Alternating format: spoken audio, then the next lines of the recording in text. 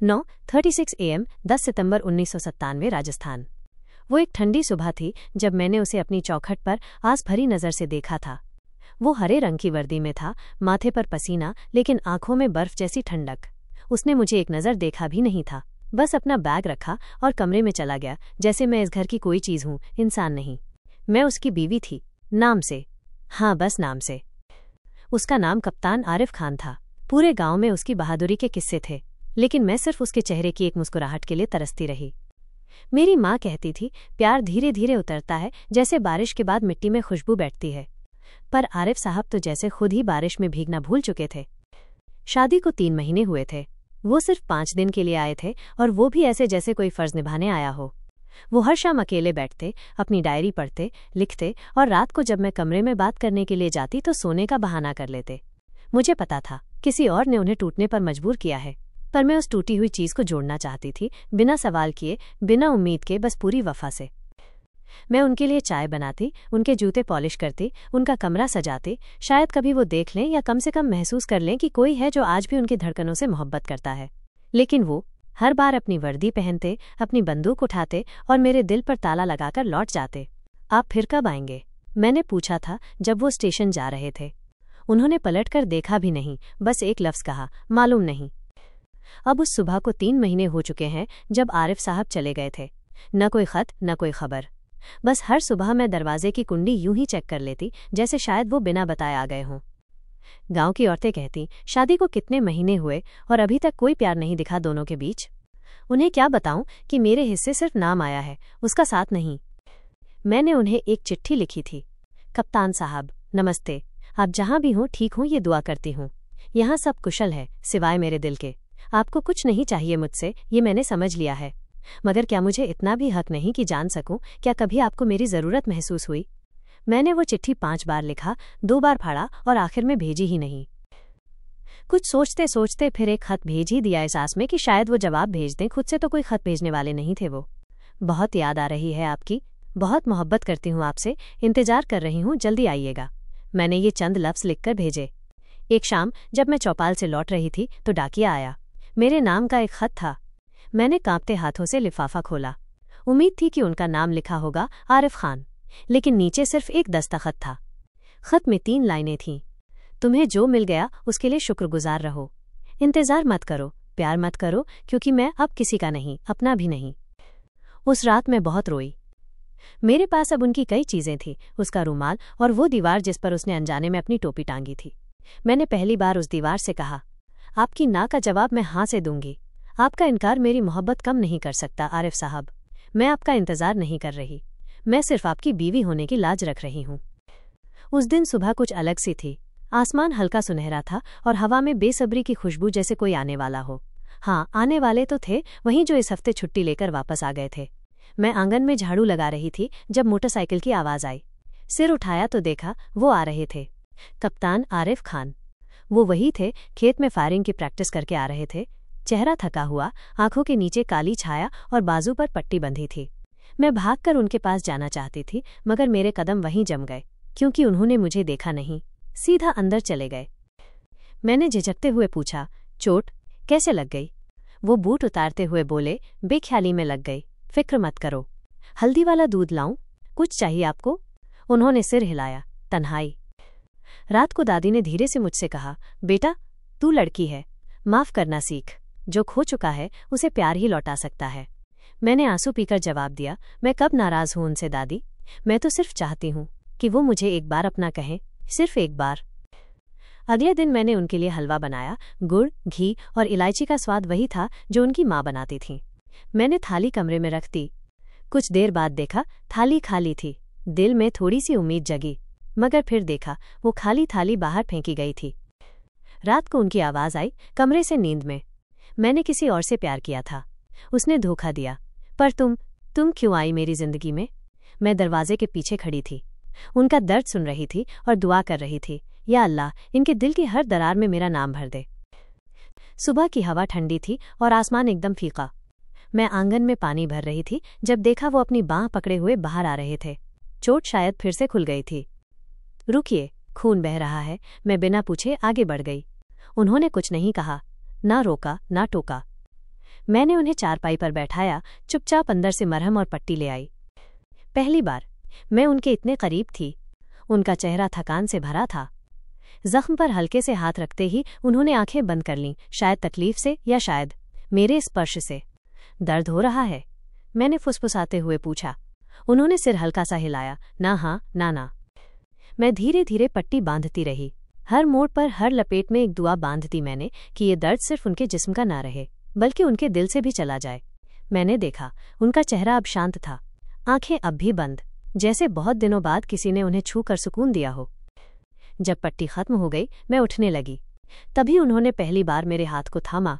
शुक्रिया, बस इतना ही कहा, एक लफ्ज़, लेकिन मेरी सारी कोशिशों का इनाम बन गया। वो दोपहर धूप से भरी थी, मगर घर के आंगन में एक अजीब सी ठंडक थी। मैं तुलसी के पौधे के पास पानी डाल रही थी, सिर पर दुपट्टा। हमारे घर में कई पौधे थे और उनको पानी देने का काम मेरा था, और आज मेरा रोज़ा था, क्योंकि कल दादी ने कहा था रोज़ा रखकर दुआ मांगने से कबूल होती है। तो मैंने आज रखा, बिना बोले, बिना जताए, बस चुपचाप। आरिफ साहब बरामदे में बैठे थे, अपनी डायरियों के पन्ने पलटते हुए। मैं वहां से गुजरी तो उनका साया मेरी पीठ पर गिरा। फिर उन्होंने अचानक कहा, क्यों रखा ये रोज़ा, जब मैं तुम्हारा हूं ही नहीं? मैं रुक गई, धीरे से मुस्कुराई। आप नहीं हैं, मगर मेरी दुआ है। दुआ किसी के होने या न होने से नहीं रुकती, और रोज़ा किसी इंसान के लिए नहीं, अल्लाह के लिए रखते हैं। उन्होंने पहली बार मुझे ध्यान से देखा, ना तलखी ना तिरस्कार, बस एक खामोश हैरानी। अल्लाह से भी मुझी को मांगती होगी। आप मेरे हैं, आपको मांगने की क्या ज़रूरत? मैं कह गई। वो खामोश रहे। तुम इतनी आसानी से माफ़ कैसे कर देती हो मुझे? मैंने कहा, क्योंकि मैंने आपसे कुछ मांगा ही नहीं कभी, सिवाय उस दिन का इंतज़ार जब आप खुद मुझे अपना समझ लें, मुझे प्यार दें। वो चुप रहे। फिर बहुत देर बाद उन्होंने अपनी डायरी बंद की। वो ये डायरी अक्सर लिखा करते थे, मगर कभी मुझे इसे छूने तक नहीं दिया था, हमेशा छुपा कर रखते। इसके बाद उन्होंने बस इतना कहा, आज की चाय तुम्हारे हाथ की चाहिए। मैं अंदर आई तो आंखें भर आईं। शायद ये पहली बार था जब उन्होंने मुझे इंसान समझा था, बीवी नहीं। एक दिन मुझे उनकी डायरी मिली। जब वो घर से बाहर थे तो जल्दी से काम निपटाया और उस डायरी को खोल लिया। उसके कई पन्ने फाड़ दिए गए थे और जो बचे थे वो खाली थे, मगर एक पन्ना जो अभी बाकी था। मैंने उसे पढ़ना शुरू किया। 26 अगस्त 1997 दोपहर 3:17 पोस्टिंग, बटालियन 91, पंजाब बॉर्डर। आज मैंने उसे देखा, मेरी बीवी को, तुलसी के नीचे बैठे हुए, बालों में फूल लगाए, हाथों में मिट्टी थी, मगर चेहरे पर एक अजीब सी रोशनी। कभी नहीं सोचा था कि कोई औरत जो मेरे साथ बगैर मेरी मर्जी के बांधी गई, वो मेरे सबसे अधूरे हिस्से को ऐसे चुपचाप भरने लगेगी। इसके बाद भी कई पन्ने फटे हुए थे। फिर एक पन्ने पर लिखा था। मैंने उसे बहुत बार अनदेखा किया, नजरें चुराईं, ताने मारे, खामोशियां फेंकी उस पर, फिर भी उसने कभी शिकायत नहीं की। क्या वो प्यार है, या वो सिर्फ अपना फर्ज समझती है? और अगर वो वाकई प्यार है तो क्या मैं उस लायक हूँ? वो मुझे देखती है जैसे मेरी परछाई को भी थाम लेना चाहती हो, और मैं उसे देखता हूँ जैसे हर बार खुद से हार जाता हूँ। मैं आज पहली बार उससे चाय मांगी। बस चाय नहीं थी, वो एक दरवाज़ा था। शायद मैं अब उस दरवाजे के पीछे झांकने को तैयार हूँ। तुम बहुत देर से आई हो, मैं उससे कभी कहूँगा ये बात, जब मेरी दीवारें पूरी तरह गिर जाएंगी। पर तब तक ये डायरी जाने कितने पन्नों की गवाही बनेगी। मैंने डायरी बंद करके वापस उसी जगह रख दी। ये पन्ना हाल ही में लिखा गया था। मेरे दिल में मौजूद उम्मीद की आस इसे पढ़कर तेज हो गई। कल नदी के पास मेला है, दादी ने कहा था, तू भी चली जाना, थोड़ा मन बहलेगा। मैंने सिर झुका लिया। अगर वो कहें तो जाऊंगी, वरना नहीं। मैंने तो बस इतना ही कहा था, मगर शायद किसी ने उनकी रगों में ये बात पहुंचा दी। सुबह जब मैं चौका बर्तन कर रही थी, वो मेरे पास आए, धीरे से बोले, तैयार रहना, शाम तक मेला चलते हैं। मैंने चौंक कर देखा, चेहरे पर वही सख्ती, लेकिन आंखों में कोई बहुत पुराना वादा जैसे ताज़ा हो रहा हो। मैंने पहली बार खुद के लिए तैयार होना चाहा। बालों में गजरा लगाया, हल्का सा गुलाबी दुपट्टा ओढ़ा, और मन में सिर्फ एक सवाल गूंजा, क्या आज वो मुझे सच में देखेंगे? नदी किनारे का मेला रंगों से भरा था।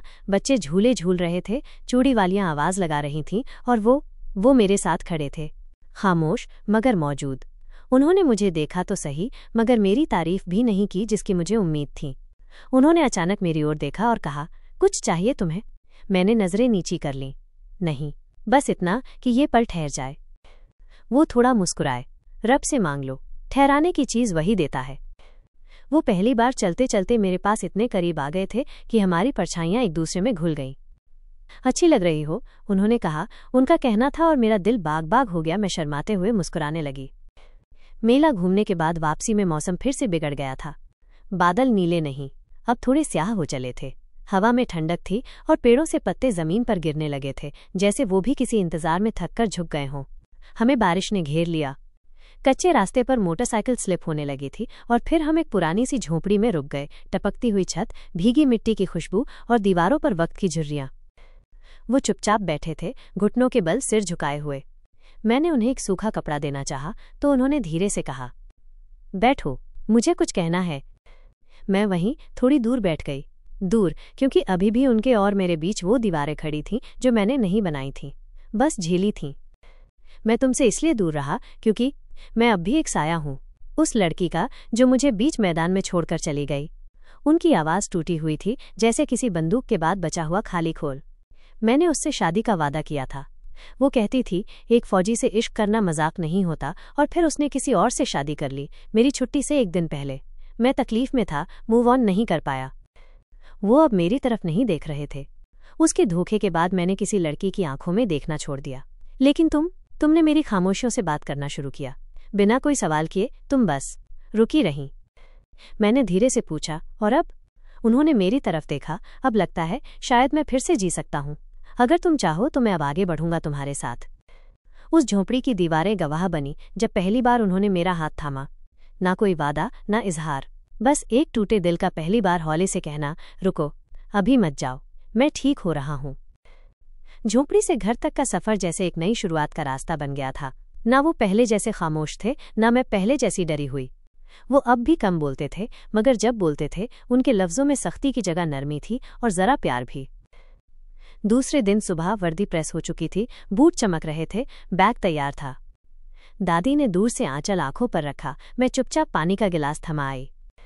उन्होंने मुझे आवाज दी, सुनो। मैं पलटी तो देखा, उनकी नजरें पहली बार बिना झुके मुझसे मिली। मैं जा रहा हूं। मैंने हल्के से सिर हिलाया। चेहरे पर एक थकी मुस्कान थी, लेकिन दिल अब भी भरा हुआ था। रोकोगी नहीं आज? उन्होंने पूछा। मैंने एक लंबी सांस ली, फिर उनकी आंखों में देखकर बोली, क्योंकि अब रोकने की जरूरत नहीं। अब मुझे यकीन है आप लौटोगे, क्योंकि अब यहाँ कोई आपका इंतजार करता है जिसका आपके सिवा और कोई नहीं। वो कुछ पल चुप रहे, हल्की मुस्कुराहट के साथ। मेरी गाल को हल्के से छूने के बाद फिर धीरे से आगे बढ़े। जब वो चले गए तो मैं दरवाजे पर खड़ी रही, ठीक वैसे ही जैसे पहले खड़ी रहती थी। मगर अब आंखें नम नहीं थीं, अब आंखों में सिर्फ एक सुकून था। वो लौटेंगे। अब वो मेरा रास्ता नहीं, मेरी मंजिल बन चुके हैं। 2 महीने बाद गांव के डाकिये ने एक चिट्ठी दी। लिफाफा पुराना था, स्याही थोड़ी फैली हुई थी, मगर नाम साफ लिखा था, तुम्हारे लिए। मैंने कांपते हाथों से चिट्ठी खोली। तुम्हारी मुस्कुराहट अब मेरे दिल की हिफाजत करती है। पहले मैं जख्मों को सहेजता था, अब तुम्हें याद करता हूँ। यह मोर्चे पर सब कहते हैं, साहब आजकल अक्सर मुस्कुराते हैं। उन्हें क्या पता, मेरे चेहरे पर जो मुस्कान है वो एक गांव की लड़की की देन है, जिसने सिर्फ अपनी मौजूदगी से मुझे इंसान बना दिया। इस बार जब लौटूंगा कोई वादा नहीं करूंगा, बस तुम्हारा हाथ मांगूंगा, दोस्त की तरह, साथी की तरह, उस शख्स की तरह जो अब तुम्हें प्यार करता है। तुम्हारा आरिफ। मेरी आंखें भर आईं, मगर वो आंसू अब अधूरेपन के नहीं थे, बल्कि उस इजहार के थे जो बिना बोले भी सुनाई दे गया था। 4 महीने बाद जब वो लौटे तो सिर्फ वर्दी नहीं बदली थी, नजरिया भी बदल चुका था। घर में कदम रखते ही उन्होंने एक डिब्बा मेरी तरफ बढ़ाया। उसमें कांच की लाल चूड़ियां थीं और एक छोटा सा झुमका जो शायद उन्होंने मेला याद रखकर खरीदा था। पहनो, अच्छी लगेंगी, वो बोले, जैसे अब रिश्ते में बराबरी भी थी और मोहब्बत भी। शाम को उनके पास बैठे मैंने धीरे से पूछा, अब भी डरते हो प्यार से? उन्होंने मुस्कुराकर जवाब दिया, अब सिर्फ एक चीज से डरता हूं, तुम्हें खोने से। उस रात जब मैंने पहली बार उनके साथ बैठकर चाय पी तो मुझे एहसास हुआ, इश्क तब मुकम्मल होता है जब 2 टूटे लोग एक दूसरे को जोड़ने की कोशिश नहीं करते, बल्कि बस साथ बैठ जाते हैं, खामोशी में, मोहब्बत के साथ। आज शाम कुछ अलग सी है। हवा में वही पुरानी मिट्टी की खुशबू है, दरवाजे की किवाड़ें वही सीटी सी बजा रही हैं, और मुझे उनकी आवाज़ सुनाई दे रही है, बहुत धीमे मगर साफ। अब बहुत हुआ इंतज़ार। मैं उठती हूँ। हाँ, वो मुझे बुला रहे हैं। अब मैं जाती हूँ, क्योंकि मेरी कहानी अब यहीं तक थी। मैं वो जो इंतज़ार में थी, और अब तक मेरा इंतज़ार ख़त्म हो चुका था, क्योंकि वो मेरे हो चुके थे, सिर्फ मेरे। अगर कभी कोई पूछे कि इश्क क्या होता है, तो कहना वो जो लौट कर आता है, और कभी-कभी जिसे आखिरी बार पुकारना ही काफी होता है।